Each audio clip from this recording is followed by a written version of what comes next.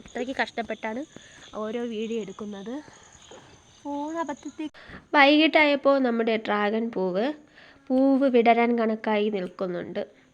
അങ്ങനെ ഏകദേശം ഇരുട്ടി വന്നപ്പോൾ വീണ്ടും വീഡിയോ എടുത്തു. പൂവ് വിടർന്നിട്ടില്ല.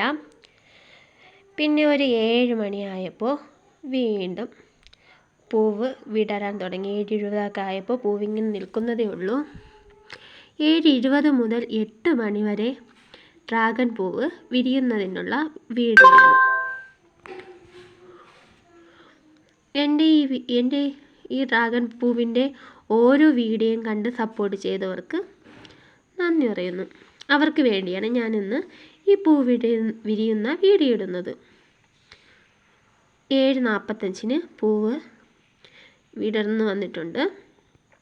കുറച്ചും കൂടെ വിടർന്നു വന്നു. ഇത് മട്ടുപ്പാവിലാണ് കിടക്കുന്നത് കൊണ്ട് വലിയ പാടായിരുന്നു വീഡിയോ ഒക്കെ എടുക്കാൻ. 8 മണിയായപ്പോൾ ഏകദേശം പൂവ് വിരിഞ്ഞു കഴിഞ്ഞു. ഇപ്പോൾ ഏകദേശം 8:15 ആയിട്ടുണ്ട്. ഇവിടെ നിന്ന് കണ്ടോ, ഇവിടെ നിന്ന് ഇത്രയും താഴെയാണ് പൂവ് കിടക്കുന്നത്. അത്രയ്ക്ക് കഷ്ടപ്പെട്ടാണ് ഓരോ വീഡിയോ എടുക്കുന്നത്. ഫോണബദ്ധത്തിൽ കയ്യിൽ നിന്ന് പോയാൽ പാട്.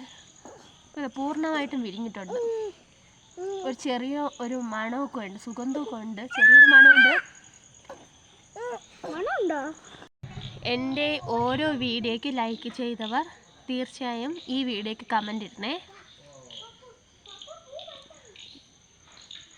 ഈ പൂവിൻ്റെ ഇതുവരെയാണ് ഇത് വിരിഞ്ഞത്. ഇനി ഇത് നാളെ രാവിലെ നമുക്ക് കാണാം. അപ്പം എൻ്റെ ഡ്രാഗൺ പൂവിൻ്റെ ഓരോ വീഡിയോ കണ്ടിട്ട് അതിൽ ലൈക്ക് ചെയ്തവർ തീർച്ചയായും ഇതിൽ കമൻ്റ് ഇടണം കേട്ടോ, നിങ്ങളുടെ അഭിപ്രായങ്ങൾ.